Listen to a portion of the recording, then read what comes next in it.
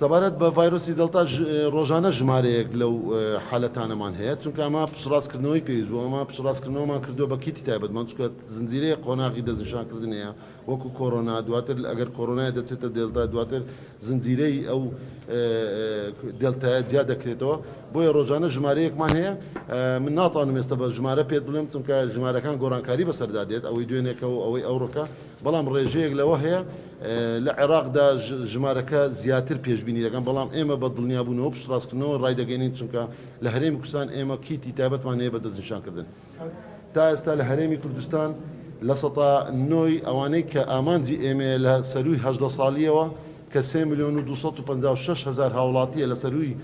18 ساڵی پێویستە کوتانی دژی ڤایرۆسی کۆرۆنا وەربگرن لە سەتا نۆی ئەوانە کوتراوە و ڕێژەی ئامانج لە ساڵی 2021 لەلایەن موسسەی یان ئاژانسی کۆڤاکسی نێودەوڵەتی کە ڕێکخراوی تۆنسی جیانی و چەندین ڕێکخراوی تری